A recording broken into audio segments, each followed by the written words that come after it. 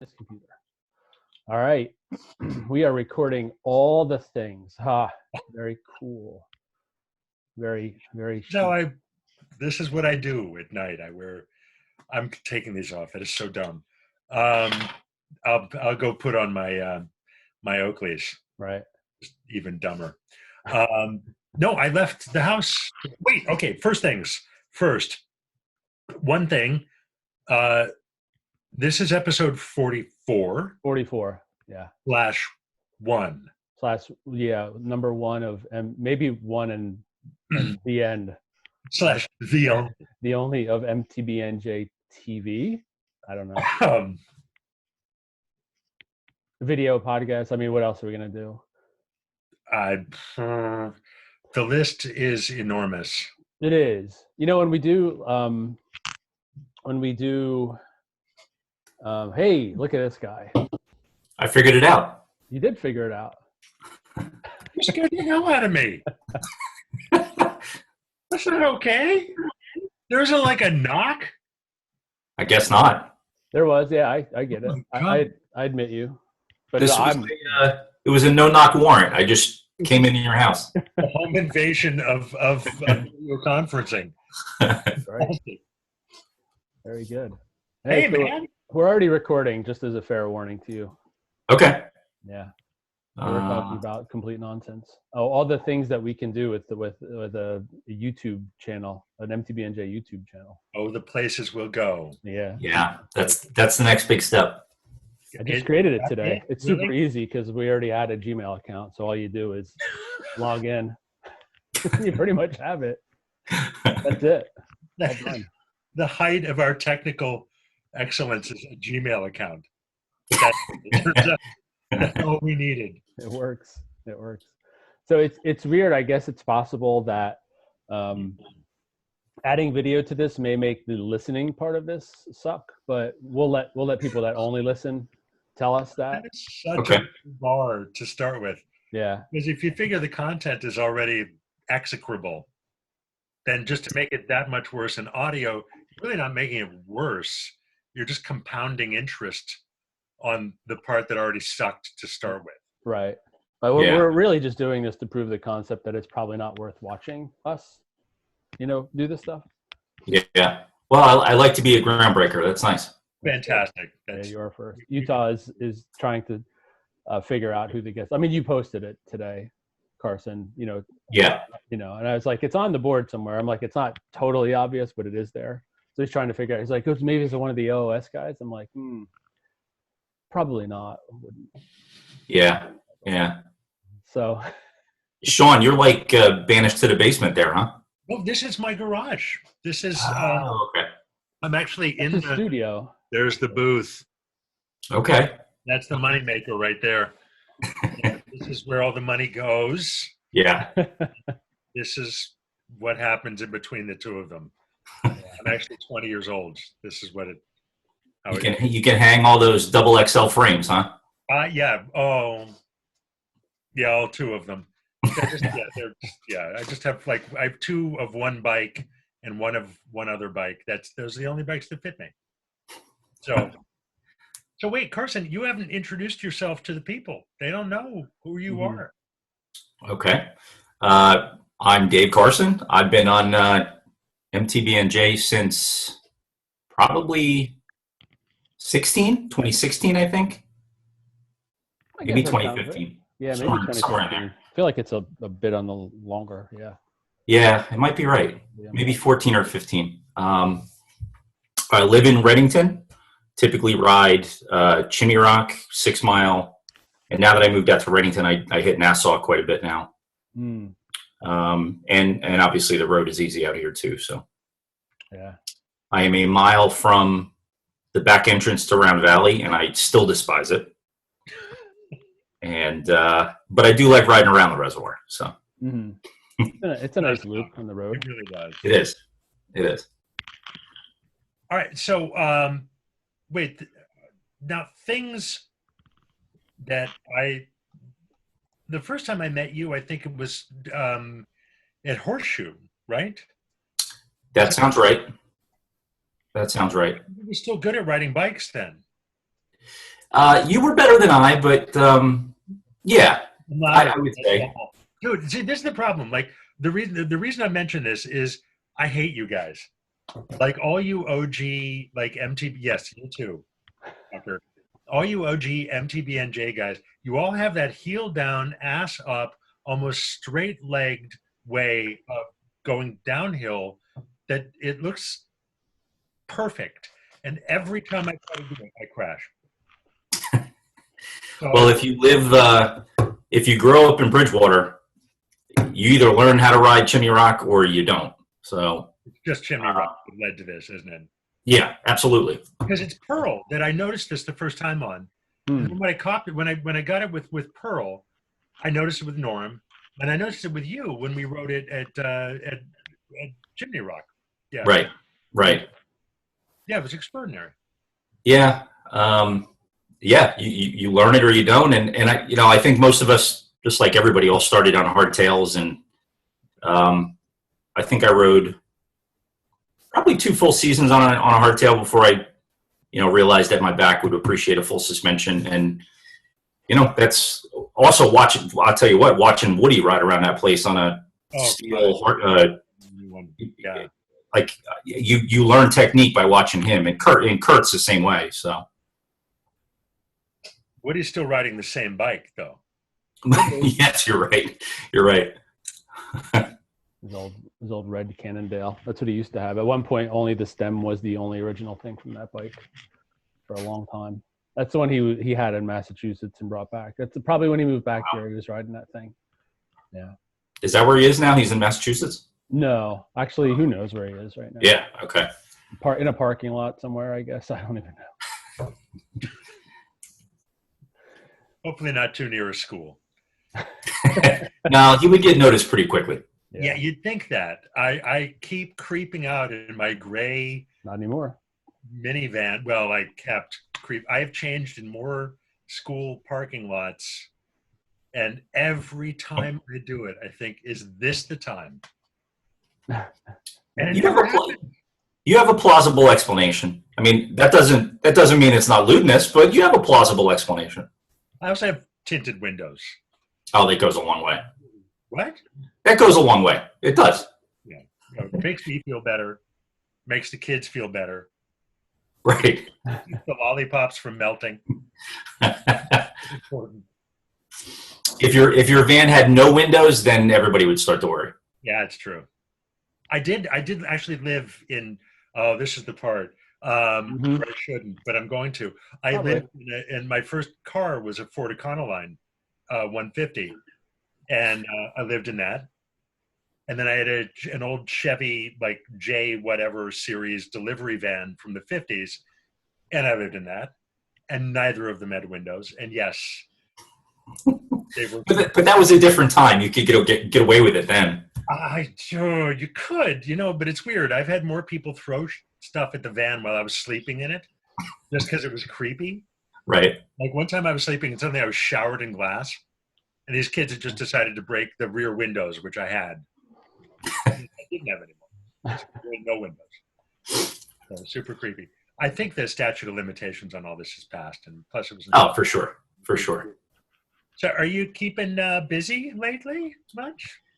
I'd like to say so. Not at work. I mean, work, we are just dead. We went to a modified schedule. So every morning, our administration and the administration of all the police departments in the state are doing some sort of probably Zoom call down to the Rock Center with the state police down in Hamilton. Okay. Mm-hmm. Those are the guys that's the state police dispatch center, the 911 center. That's also where all the Office of Emergency Management guys are, all the strategic planners for the state. Every day at 9 or 9:30, they dial in and have a meeting. People are firing questions at the state, trying to get clarification on Executive Order 107, what can be open, what can't, how to deal with certain things. We've gotten some direction from the Attorney General's office through our prosecutors' offices, but the bottom line is there's not a whole hell of a lot to report. There's been some isolated incidents. Lakewood's been on the news. There's been some other incidents with, parties. There was a big party down in Ewing last week or a couple of days ago. But quite honestly, it's hurry up and wait for us at this point. I think that's that way for all of us. Yeah. You just kind of doing what we're all doing. Absolutely. I guess the CDC notified the offices of emergency management that the biggest issue for us is not really exposure, because you figure most law enforcement officers in this day and age are at least relatively healthy. It's not like 30 years ago where everybody was 50 pounds overweight and smoked 2 packs a day. That's not really that's really not the state of policing today. Not actively encouraged to touch people's faces. It's been a while. Yeah, for sure. Cops are very handsy. You just brought up a good point. What the hell are the blind doing right now? Oh, dude. Oh. It's brutal for them. It's, yeah, no, that's... Interesting thought. I was worried about dentists. Now I'm worried about... The dentists have all canceled. I just got a call from my dentist today again. Yeah. Moved it yet again. My, actually a friend of mine who's a police officer up in Warren County, his wife is a dentist. Mm-hmm. And up until last week, she was the only dentist operating in the Phillipsburg area. She was taking emergency appointments still. Do you need dentists in Phillipsburg? Yeah, I think more than we realize is just they probably don't use them very often. I was going to say, it just seems like they do auto dentistry. They just wake up and there. Right. So she was taking emergency appointments and actually came down with. She was symptomatic. She had a fever. She had a cough. So she obviously self-quarantined. They have a newborn at home as well. So they are waiting for her test results. So he's not allowed to go into work. She's obviously canceled all appointments, and they're kind of hurry up and wait. But back to the ROC meetings. So the CDC told us to basically limit our exposure. So normally we're working a 6-man shift. So it'd be a sergeant, a corporal, and 4 patrolmen on the road would be a full shift. And then on top of that, you've got 2 detectives working, probably 2 lieutenants and a captain or a chief in the administration. So we were told basically cut back any way you can, because the issue is if one of those guys of those 6 gets exposed, all those guys are going to be quarantined, and then you're going to have to figure out how to fill that shift with the rest of the manpower you have left. Right. So I guess I've been on midnight, so I didn't get to experience the meeting of the minds, how they came up with this, but we're now doing, instead of working 3 days on and 3 days off, we're working 3 days on, 9 days off. Mm-hmm. So they took my 6-man shift. As the sergeant, I'm taking 2 patrolmen. The corporal is taking 2 patrolmen, and we're now 2 independent shifts. I work 3 days, and then the next set of 3 days that I would work, the corporal and his 2 patrolmen are working, and I'm on call.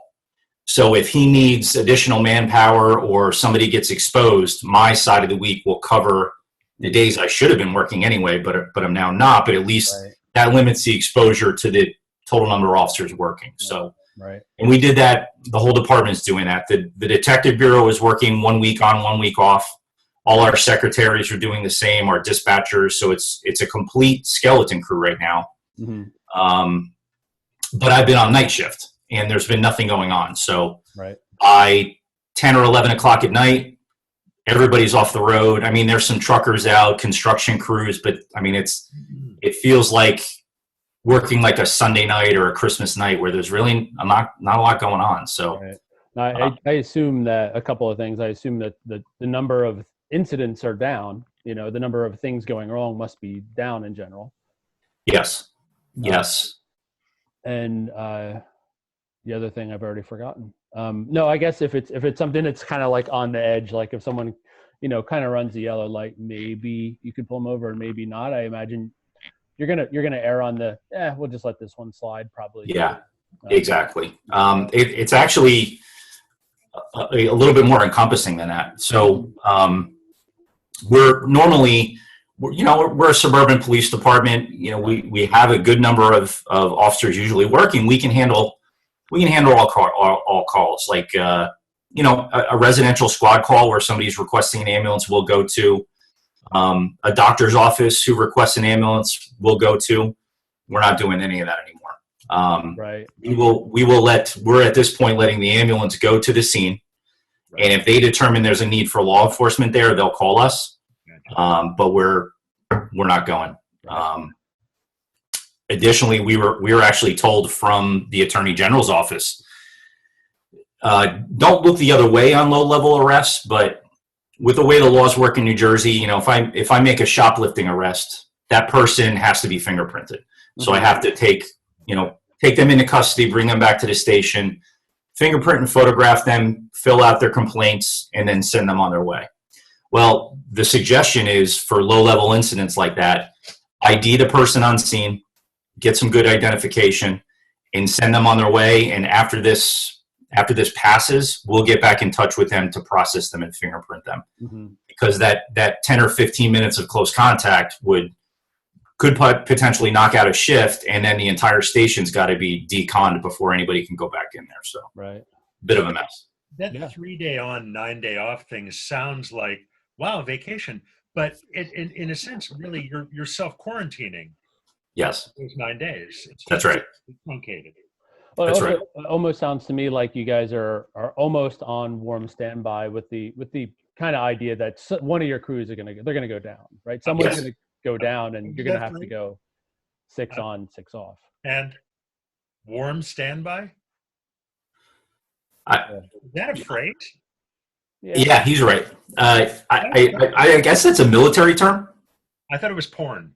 I assumed immediately it was porn. It's a fluffer term. Yeah. Where else would I know it from? This was the 3rd podcast of the year, and this is the 3rd time you've gone to the porn well. I didn't know.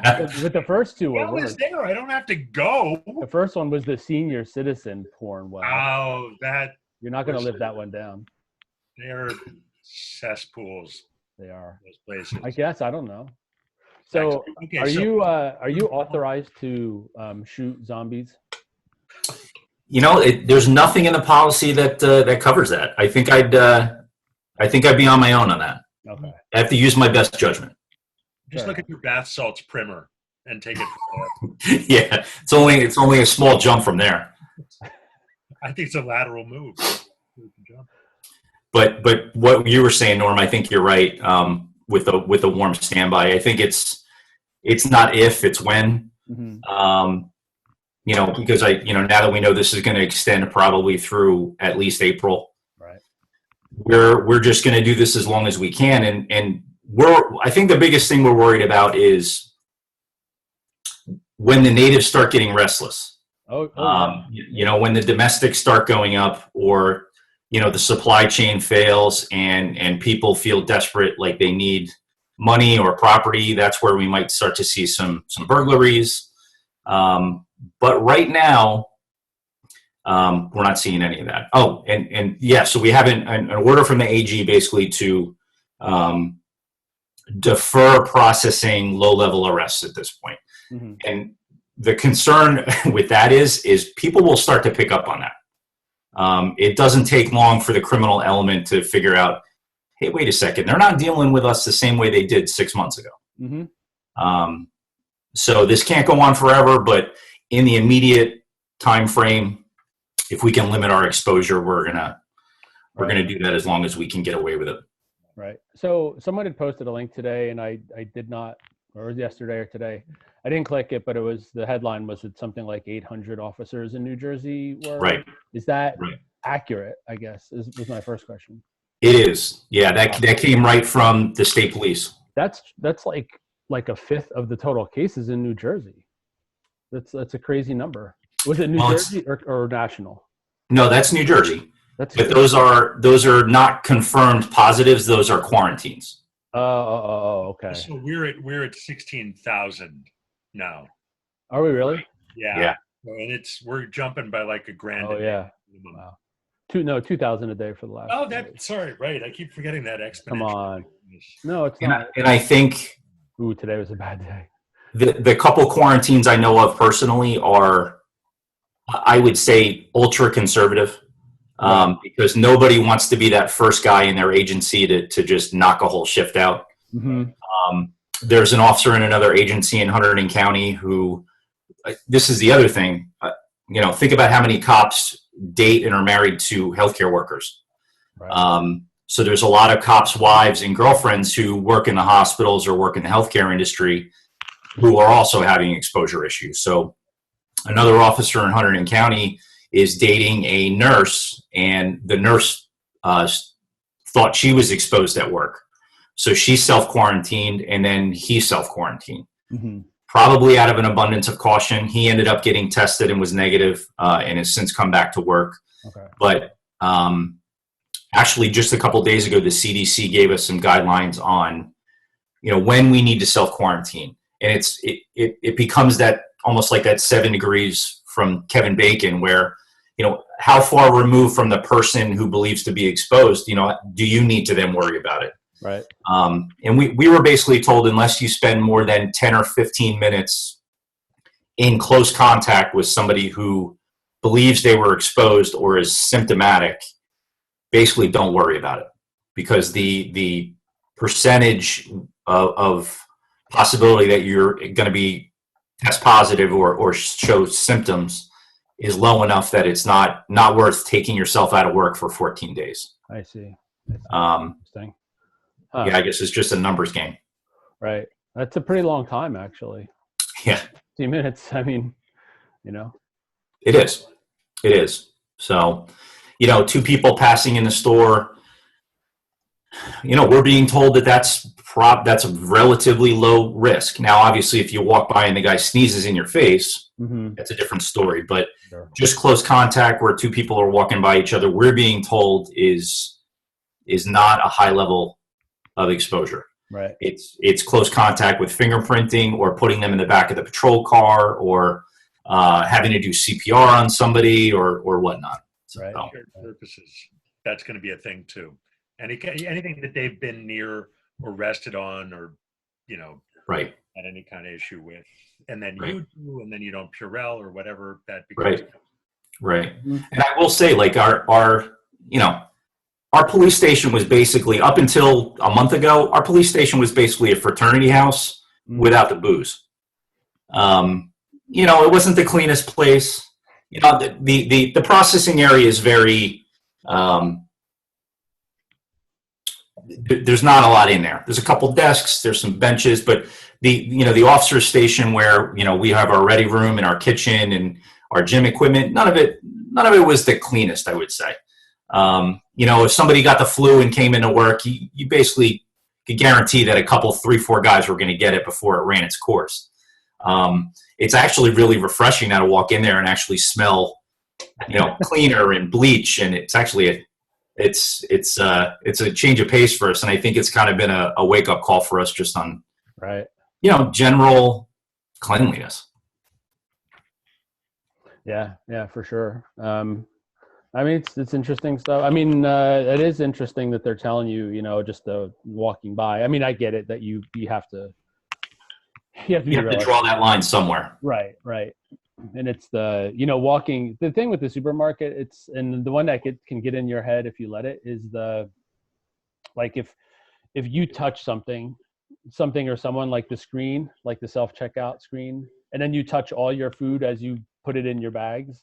Like I have the hand sanitizer in the car, so I'll get in the car and I'll wipe my hands and the steering wheel and the keys and everything. But if it's all on everything I just bought, I'm fucked anyway. Right. It's like there's only so much you could do. Not to mention, like, the guy who's stocking the shelves, if he's one of them, that's going to kind of multiply. And I do wonder, like, we don't have any statistics on this. Like, where are these numbers coming from? Because everybody I know. We're just living a sea of numbers. Which ones? Like, we had 3,200 cases today. Like, how is it propagating? Like, we don't know that. Like, what are the biggest vectors right now? And I have no idea. Like, is it the food store? Is it, the kids? Is it, who knows? I have no idea. I think you're right. We don't know, but from a layman's perspective, I don't think it's the food store because there'd be a hell of a lot more cases than that. Yes, I agree. It's not Amazon packages. It's not, I think it's close contact. You see these clusters, whether it's, the gatherings in Lakewood or New Orleans or Florida or, the couple nursing homes that have had that breakouts in close quarters. I think you really need to have some close contact or a depressed immune system, obviously, but I think if you're relatively, what's that? You just keep jamming your fingers like I do constantly in your face. I'm the same way. They found in Seattle, and the stats are coming hard and fast for all of us, but I read a quote somewhere that you should become an expert in the things that will kill you. So everybody's an instant expert for very good reasons. But there was something in the Times today that this thing typically transfers at 2.7 people per source person. So if I have it 2.7, the roundup is 3 people will get it. And that's the exponential boom that makes this different than SARS and MERS and even the regular flu. The common flu is somewhere around 1.4, 1.7. In Seattle, they're discovering that recently, because of all of the stay in place and the really serious distancing that people are doing there, they're down to 1.4%. I mean, that is reducing their new caseloads. 1.4 people. 1.4 people. Forgive me. 1.4. But that's still going to grow infinitely until everyone has it. But at a much reduced rate. I mean, 1.4 versus 2.7 is radically different in terms of the caseloads the hospitals are going to have to deal with. In terms of the potential for this thing to die off. Another thing that I find interesting, I mean, the lack of really what we know is that we don't actually know if those numbers are right. Like the numbers in that study that Rick had posted from Iceland would suggest that we're only identifying 1 in 6 people that have it right now. Awesome. So it may be more like 15 to 18 people per person. It's just that most people are probably asymptomatic. So we had one of our dispatchers back in late February, got really ill. He was out of work for a week. He thought he had the flu. Never went to the doctor. He came back to work, but again, he's a dispatcher. He's using a computer. He's using a phone all day long. Yeah. We're using the same phones. The week after, we had 2 or 3 guys get sick. We're out of work for a week, but then it kind of passed. And now we're wondering whether, Corona kind of ran through our place in the beginning before we even really knew what was going on. So possible. Yeah. Which is a little comforting because, maybe I had my opportunity to get it and either I built up a little immunity or I had a little cough and, I was basically asymptomatic. Yeah. I mean, honestly, we've talked about that at home. The best thing for me to find out is that I've already had it. Just didn't even know it, That's right. It'd be great. Yeah, for sure. So it's interesting that you guys did you guys discuss having him tested? Because I know they have the blood test now that can actually detect. I haven't looked into it. We talked about it last night because Dee knows way more about this stuff than I do. And right. She asked me, well, how did they do it? And I'm like, I don't know. It was a headline. I don't that's the antibody test, right? I think it must be. Okay. Yeah. If there's been discussion about it, again, I've been on nights. He hasn't been tested. I'm not sure whether that's going to happen. It probably would relieve a little tension because everybody reacts to this differently. There's a couple of guys on my shift that are definitely a little anxious, more so than others. So it probably would ease a little tension knowing that, hey, we've already had this, or I've seen guys deal with it and they had a little cold and cough. They were out for a week and that was that. Yeah. So. Yeah, it would. The young guy on my shift who's the most anxious about it. The first night we were back when we went to the 3 on 9 off schedule, the first call we went to was it turned out it was a heart attack is what we thought it was. We got there and it turned out to be a drug overdose. That was tiny little like efficiency apartment, maybe 400 square feet. Guy's lying on the floor. He's like 300 pounds. His roommate, of course, nobody ever just goes, let me dial 911 and let the professionals handle this. No. He slapped him in the face so hard to try to wake him up. He's bleeding from his mouth. And then he filled a pot on the stove full with water and threw it in his face to try to wake him up, like right out of the cartoons. So I walk in there with the guy on the shift who's anxious already. We get there, and there's blood coming out of his mouth, and there's a gallon of water on the floor, and there's nowhere for me to stand because it's 400 square feet, and this guy's 300 pounds. Yeah. So we end up having he was so big it took 2 Narcan doses to bring him around. But, you know, an hour into our shift, I was face to face with this guy, you know, shoving a Narcan dispenser up his nose. So it is what it is, you know? Yeah. Yeah. Man. So this happens, this just based on your posts and stuff, this situation seems to happen far more than I realize. It does. It Wow. does. We actually have, and I don't think we're disproportionate. I think I doubt most towns are like us. You know, we're a bigger town with a 25,000 population, so nothing crazy. Mm-hmm. But yeah, it's become quite common. I was working day shift when they were handing out the Narcan for the first time to the public for free and without a prescription, and you would have thought they were giving away car stereos. I mean, the line was out the door. Wow. From the department, of course, when you get it from the police department, it has to be under medical direction. Mm-hmm. We only get a certain amount. We're worried about when it expires. It has to be replaced. But now every guy has. I have my own Narcan with me that I picked up on a free day that the department hasn't accounted for. Mm-hmm. They know I have it, but it's not issued by them, so they're not held to the same standard with the medical direction. Gotcha. And that's really, for me, in case I ever come in contact with heroin or fentanyl on a call and I start to feel like I am about to go out, you know, another officer can use it on me, or I may be able to use it on myself. So thankfully we've only had to do that once. And we actually now, the neighboring department in Flemington has a canine officer, and he actually has his own Narcan now as well, because he's sticking his nose in the car all the time on the floor and picked up a little fentanyl. Wow. And kind of looked a little drunk and gave him a little Narcan, and he came back around. So Holy shit. Isn't the dog supposed to do that? no, that was the dog. Oh God, Yeah, the dog. I was like, is he showing the dog how to do that? Is it like a smaller Narcan for the dog? I mean, how do you? Yeah, Jax is the canine officer. It's a full size. He's a 60-pound Belgian. So, you know, what the hell? We'll give him a full dose. See what happens.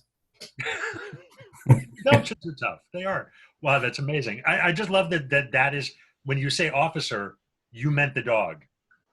Well, we had a human officer we needed to administer Narcan to, and we also had the canine officer. The canine officer is the one who's sticking his snout into the car. I love that I was confused about which officer. I like the parody. It's Right. Yeah. everything Disney was looking for. Well, they're equal partners, right? Yeah, absolutely. I'm completely down. That's great.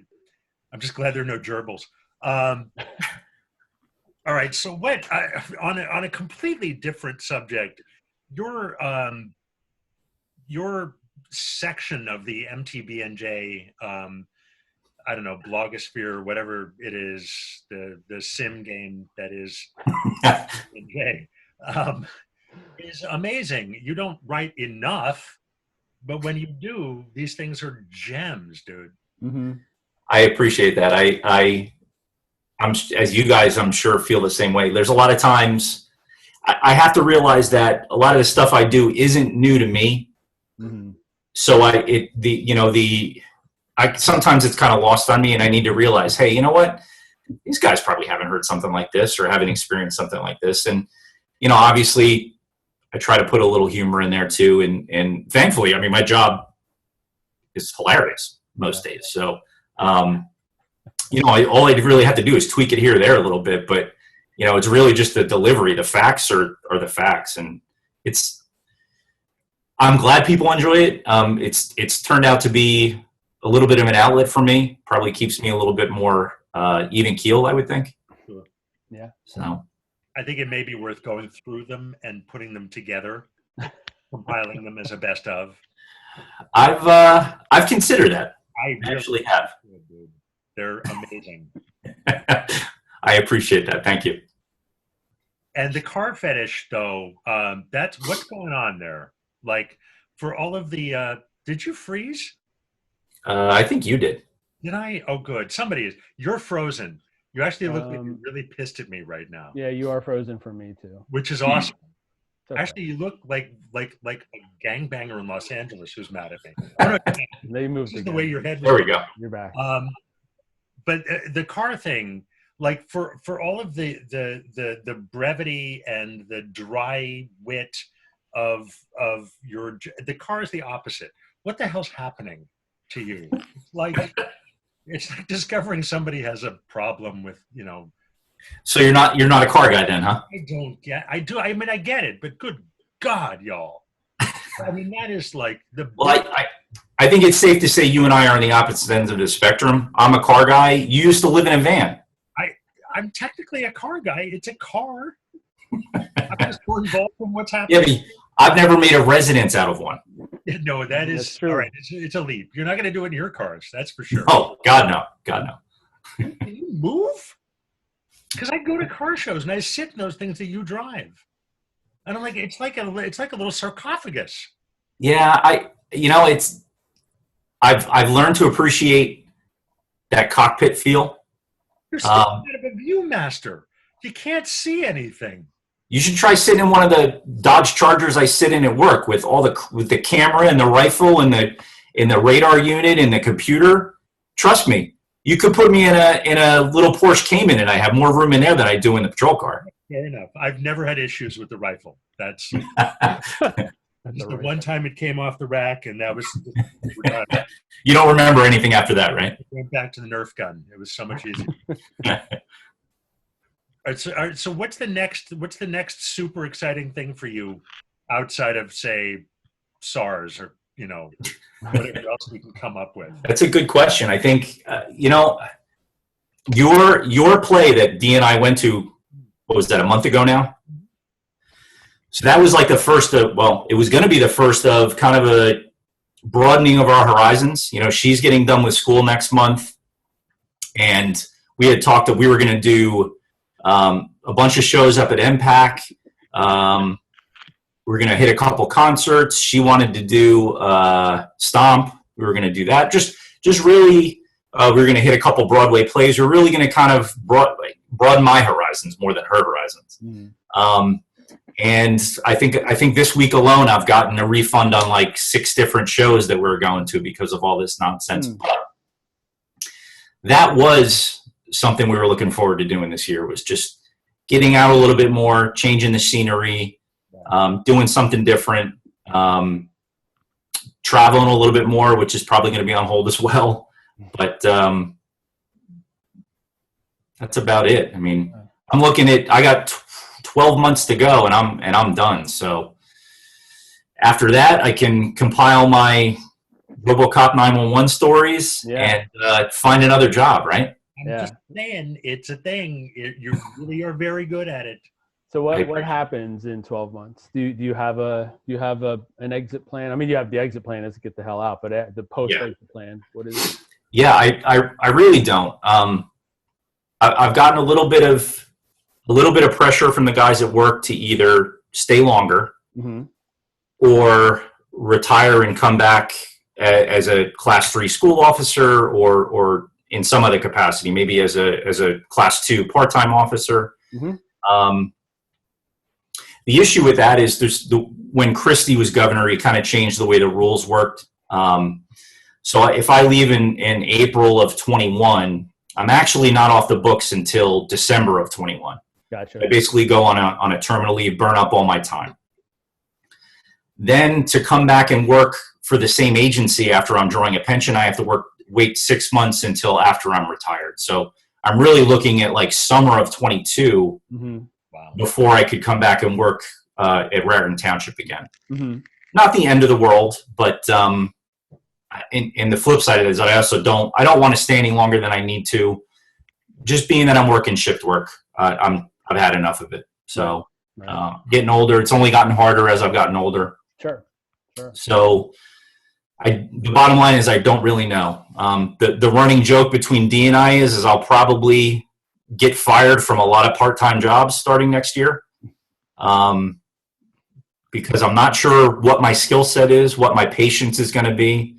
I have a lot of rules that I'm going to set in place for myself. You know, I want to be able to ride more. I want to be able to travel more. I've never worked 5 days a week. I'm not going to start now. I'm done with weekends and holidays and midnights. So I'm not sure where that leaves me. So we shall see. That sounds like a man writing. Right? Exactly. They're done. You're welcome. So is one of your options still moving out to the Midwest? It's certainly an option. Maybe a few years down the road. You know, I'm still happy here. You know, it's not ungodly expensive yet. My mom's still here. My dad's still here. My sister's outside Philadelphia. So we'll see. Actually, my mom's looking to move to probably Bucks County, Pennsylvania, be closer to my sister and her grandkids. When that's going to happen, it'll probably be sometime next year. My sister's not going anywhere, but I have all my family in Indiana as well. So I'm not sure. Short term is stay here a little bit. Yep. The thing that Dee and I have talked about, which kind of interests me a bit, is after she's done with nursing school and does about a year as a nurse, she's talking about maybe taking some contract work up, where she can take a contract in San Diego for 4 months and do some traveling nursing, and I tag along. And kind of either find some part-time work or just not work. So we'll see. We'll see how she feels about that in a year and how I feel about that. But it'd be a hell of a way to see the country. It would. And that's something I've thought about that too. You know, when the kids get older, because I can work from anywhere. You know, sure. And she really, honestly, she could too. But you know, at that point, you know, and if you look at some of these Airbnbs to go anywhere, like if you rent them for a month, it's marginally more expensive than renting them for a week. Like if you rent a place for an entire month, it's actually pretty reasonable than a lot of different cities. You know, so it's not as expensive as you think. I think to just hop around. Yeah, and Dee has looked into it a little bit, and there's usually a housing stipend on top of either a rental car or you're close enough to the hospital campus where she can walk back and forth to work. So it seems like an interesting prospect. So something we'll consider. Neat. So. I didn't know traveling nursing was a thing. Yeah, it's actually a big thing. Really? Yeah. You get like in a career of following the pandemics around. Yes. Well, yes. Nursed when you're traveling. Who needs a nurse for 4 months? It's I think there's such a shortage of nursing in the United States. Oh my God. That they'll basically take what they can get.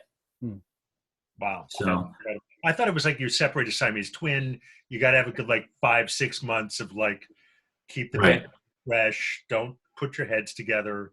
You'll stick together again. Nobody wants that.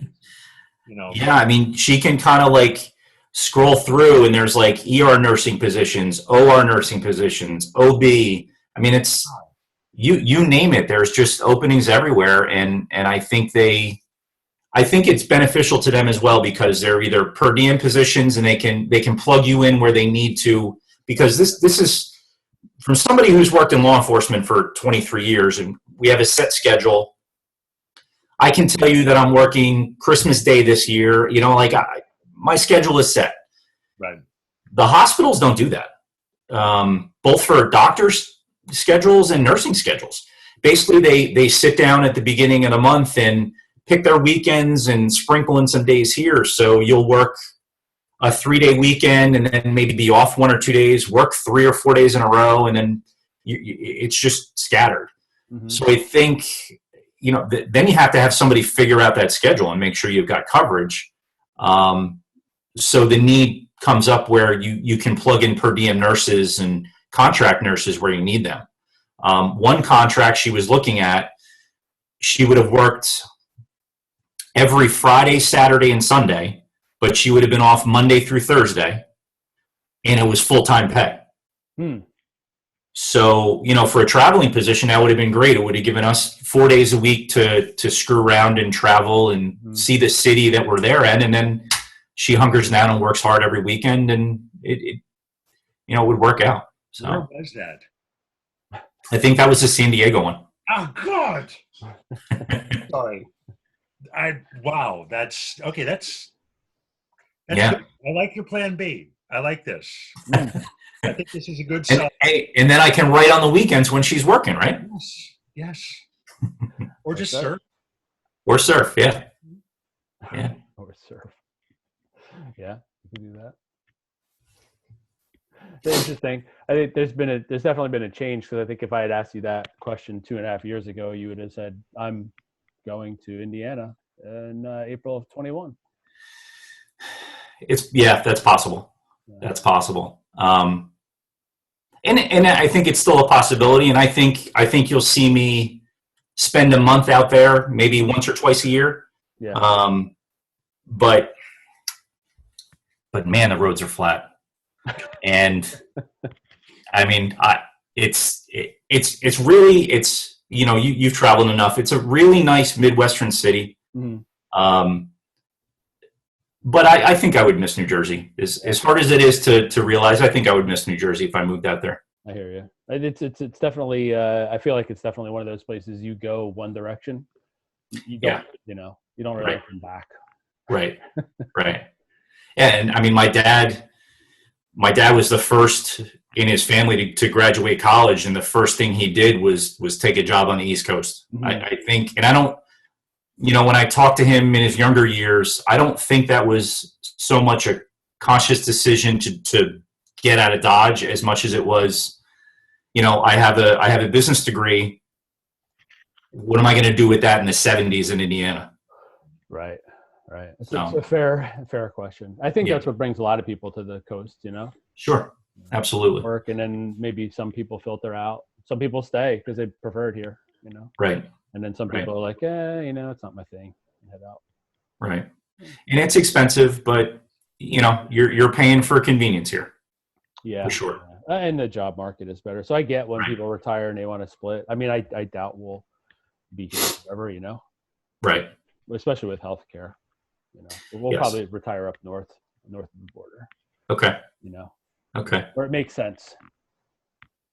Absolutely. Financially. And you've kind of grown to love Canada? I mean, it's a nice place, Of course, I wouldn't want to be there all the time in the cold. Sure. That's actually on the crest. It's a nice place. It is when you go there. It's a nice place, I guess. Yeah. Well, it's not like it's not like we've actually traveled Canada that much. We go to her parents' place, and but the skiing up there is great. Right. It's right there, I'm sure that mountain biking in the summer would be phenomenal, right? There's some stuff actually, even in the same area. The mountain biking is decent there. There's some stuff in between Montreal and Quebec that's really great. We were supposed to go back. Is it last fall? I guess. Man, I'm really bummed that we didn't go. There's stuff on the East or on the West Coast too, like Kamloops. That's Canadian, right? I mean, British Columbia is that's like British Columbia. Isn't that Canada? I think usually. Did I get that wrong? Why do they call it British Columbia? But that's way across the other side, though.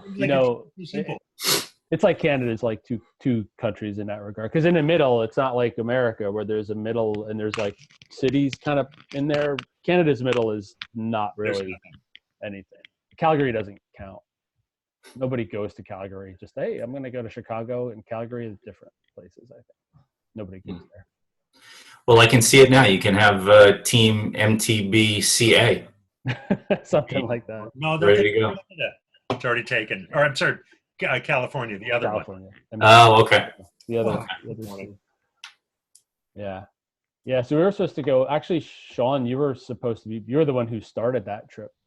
Labor Day of last year, I think. Yes, that worked out well. You bailed, and Alex was the one who, because she had some other trip or something, work trip, and then we said, screw it, we're not going to go.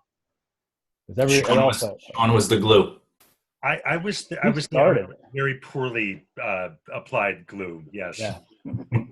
It was the World Cup, but it's like tubular tape. You can never count on it. That's right. It's a mystery. It's still holding on. It's not holding on. The thing I miss right now is the car show. The car show was canceled, so we lost that. Everything was canceled. Everything was canceled. I don't know about going to Canada though, man. It seems like the more I learn about, like I was watching Letterkenny. That's Canadian, right? Yes, it is. It's a great show. They have like a whole different language. Everything about that is different. That's like Midwest Canada. Is it? Oh, it's supposed to be Ontario, but they don't really speak like that. And in Ontario, in like Toronto area, they just speak like they're from Chicago.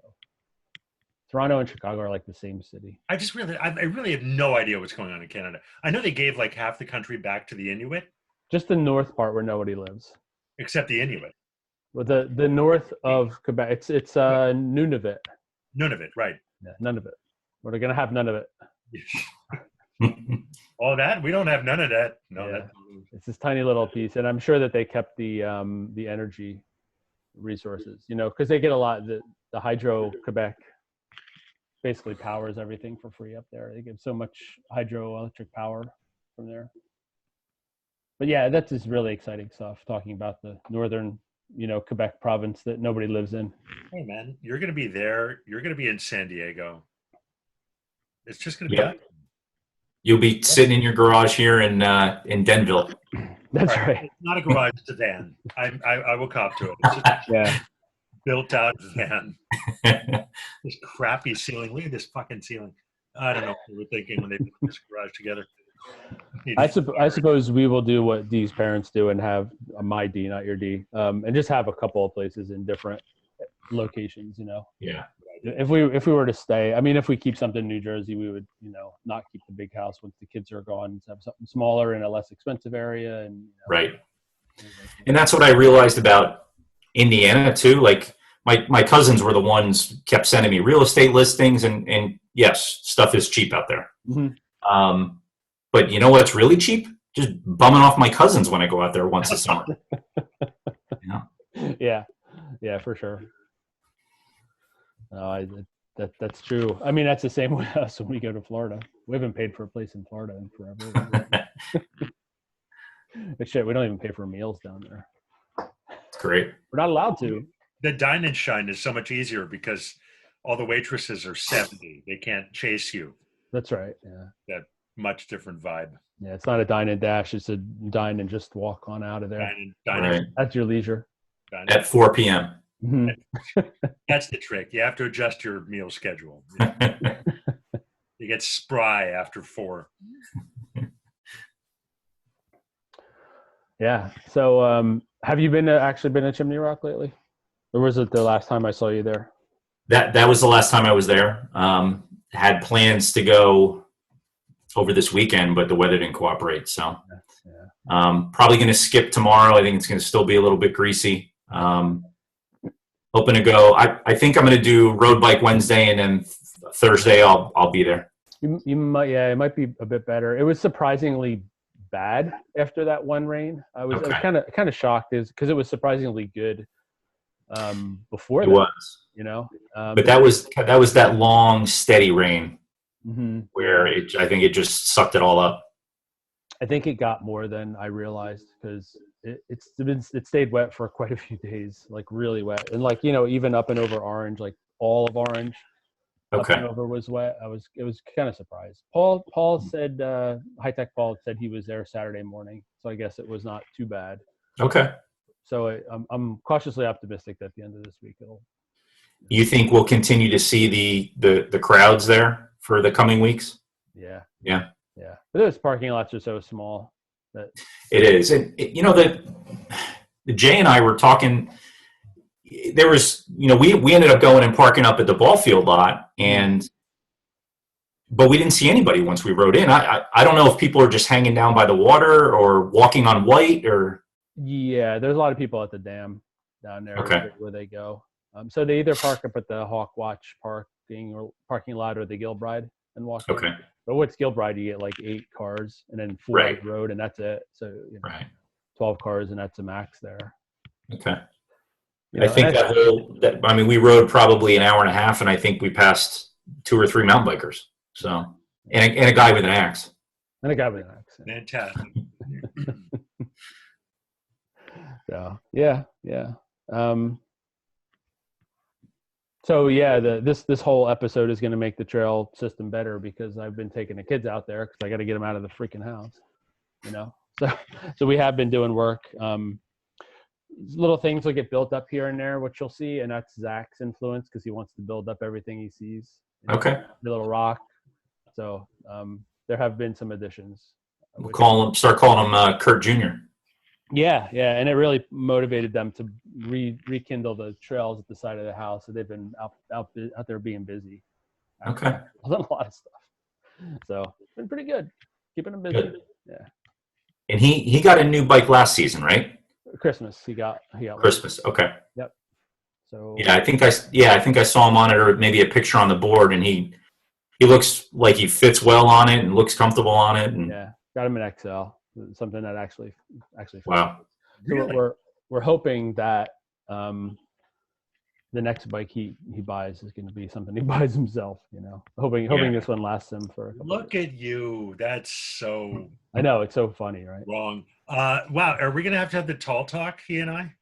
Maybe. I don't know. I think so. How old is he? He just turned 14, actually. Yeah, we're going to have the talk.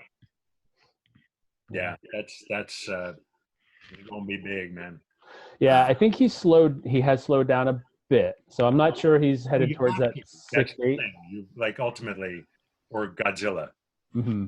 So there is a cap. Yeah. I think he is slowed down off that 6'8" pace, but I think 6'6" is still within reach. We're hoping that he's obvious. I mean, it's obviously an early developer. I'm just hoping he was really early and he's almost done. Right. Yeah. I was kind of done when I was done with 8th grade. That was it for me. I was the tallest one in my class, and then I wasn't. I'm hoping. I don't want the kid to be. This is freakishly tall like somebody else. Right. I'm just saying. What you just every night just pray for off the rack. Just keep him off the rack. Just keep just the hunt for pants alone will consume him.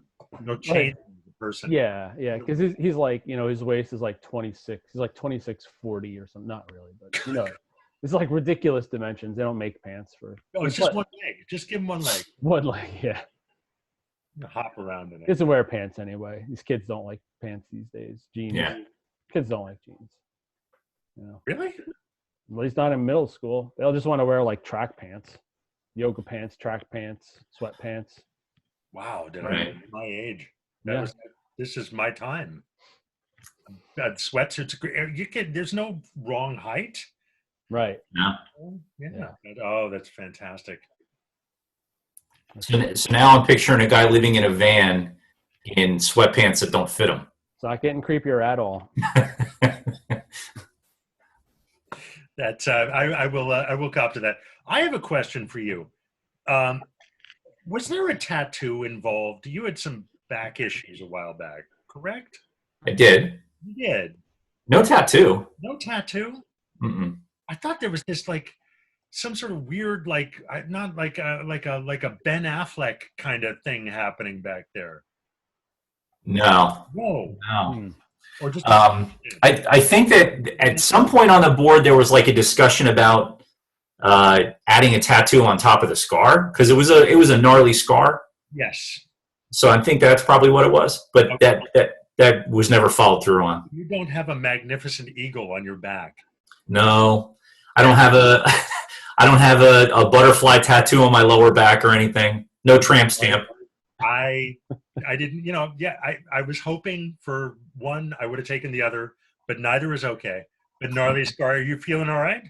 Yeah, I feel pretty good. Day to day, I'm fine.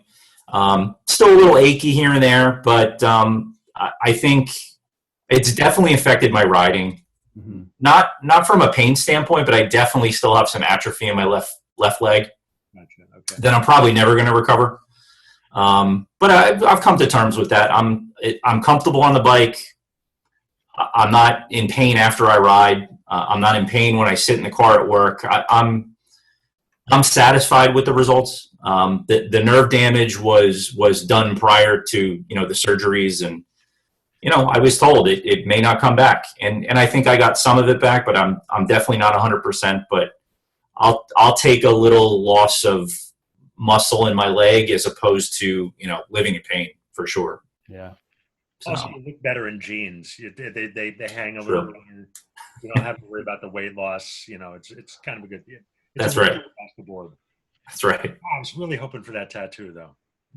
Sorry I can't help you out. It's not too late. It isn't. Well, San Diego is probably a good place to get a bitchin' tattoo. So Yes, it is. Although New Jersey has quite a few tattoo parlors. yeah, you're right. You're right. My niece runs one. Okay. Really? Yes. I did not know that. Yeah, with all the financial and business acumen that you'd expect from someone who runs a tattoo parlor. Sure. Oh, Yeah. the conversations we've had, yes. But so if you need, I think I can get you a discount. Okay. If they haven't closed or moved to Van. Where did you grow up in New Jersey? Me? Yeah. No. You were a California boy? Yes, I'm naturalized, man. I married a Parsippany girl. That's right. So I've been brought into the fold. Okay. The handshake. Okay. And That actually makes a lot of sense. Yeah. Can you tell I'm not from? Yeah, no, I'm definitely California. Okay. Okay. Yes. That's So did you meet your wife in college? No, actually, well, in San Francisco, we both worked at the same theater. Okay. That was when I was very young, when she was very young, and then we just sort of kept in contact, and then years later realized nobody would have us, and we got together. Gotcha. Totally worked. Okay. The trade-off is that I had to move out here to be with her family. Right. Right. And then I moved her back to be with my family. And then as payback for that, we moved back here to be with my family or with her family, but brought some of my family with us. Gotcha. So, just a big. Oh yeah. Yeah. Has anybody? Well, she said she grew up in Parsippany. Yes. I used to work in Mountain Lakes. That was the first place I worked when I got out of the academy. I don't think she rolled in that crowd. She was definitely. Yeah, probably. That was definitely upper echelon for sure. Yeah. Well, yes, that's. But the part when obviously they border, the two towns border on Route 46 there. I was under the impression that Parsippany Police Department is legitimately haunted.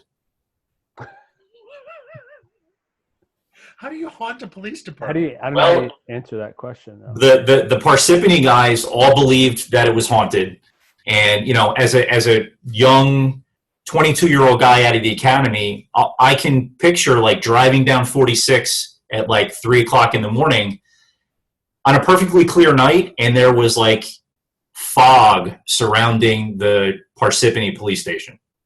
It was eerie. The building itself was like legit. I thought it was like the whole police department. Oh no. As the corpus of like all the everybody was haunted.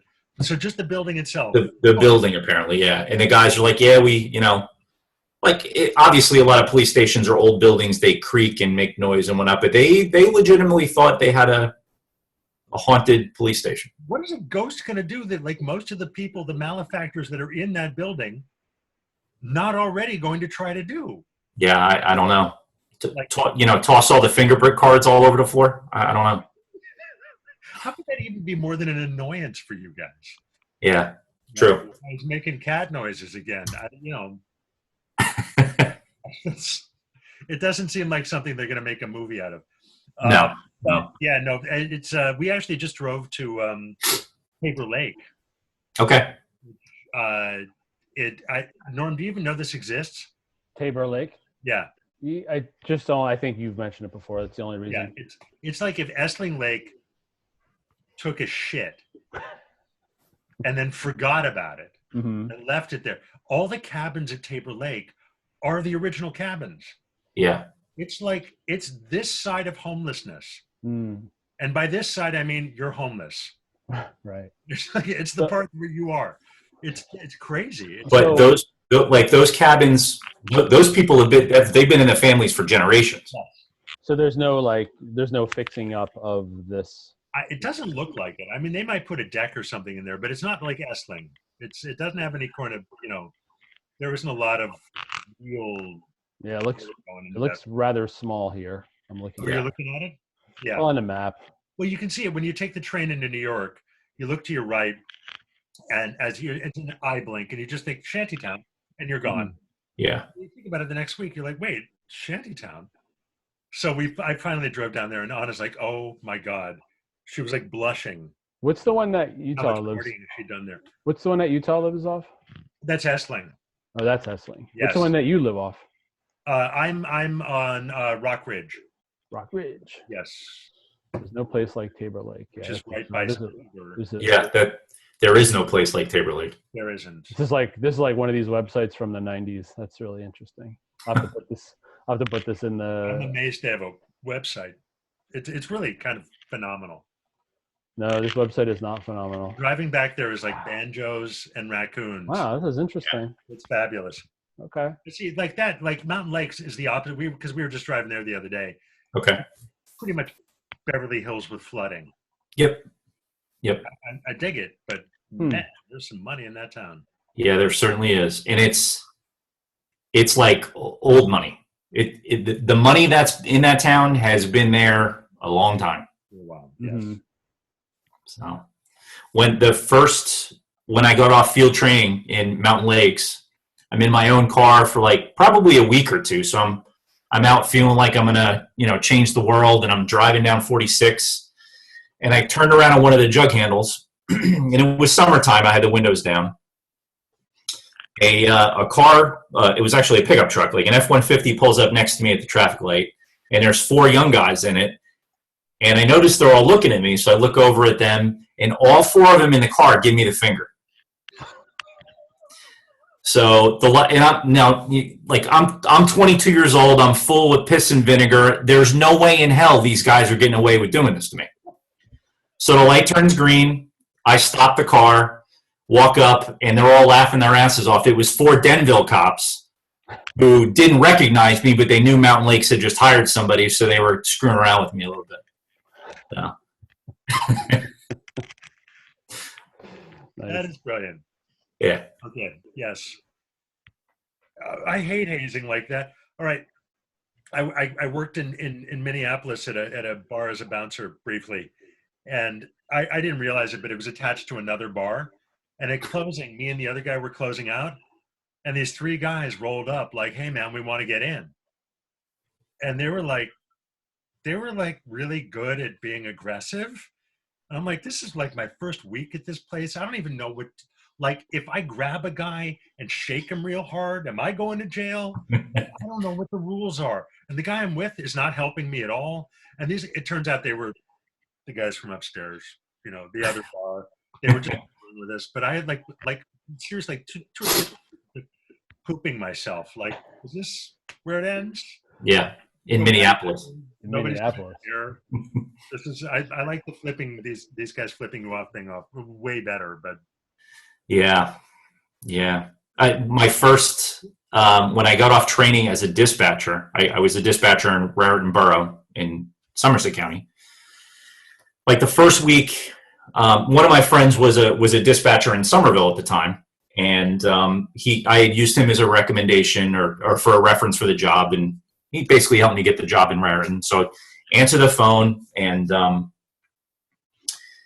he's yelling at me already. Like, I answer the phone, he's yelling. He's like, somebody is throwing duck eggs at my house. And I'm like, what? Duck eggs? Somebody's throwing duck eggs at my house. You got to send the police over here. Of course, what do I say? How do you know they're duck eggs? So he just starts cracking up on the phone, hangs up on me, and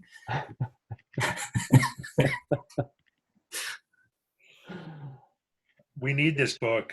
I need I was like, that's So good. bad. Oh, yeah, that's I really good. do. yeah. And those are some wholesome ones. So Yeah, I want the bad ones too. That's where I like the yes. I like yeah. the deer in the fence. Oh, even that. That work. well, we can't make it a picture book, right?